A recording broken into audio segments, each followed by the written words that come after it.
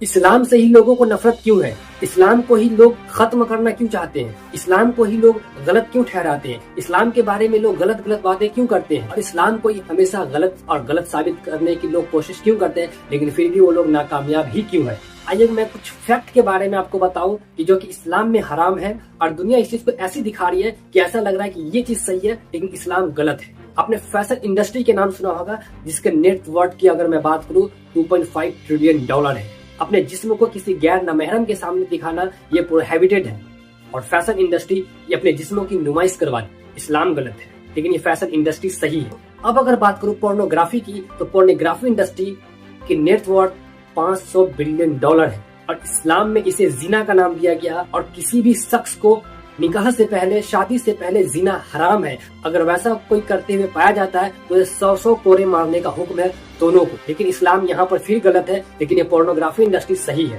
اب اگر تیسری بات کریں تو وائن انڈسٹری کا آپ نے نام سنا ہوگا۔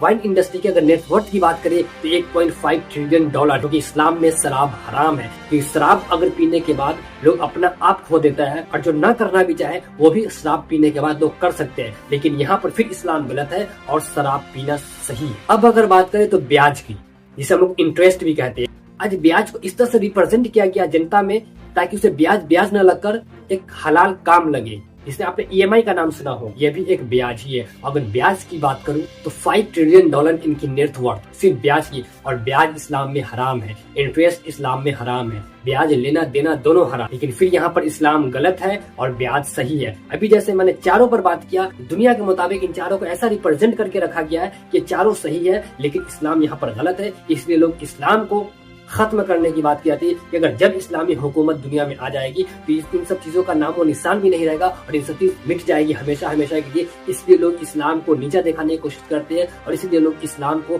ختم کرنے کی بات کرتے ہیں، لیکن اسلام کبھی ختم نہیں ہو سکتی۔ جی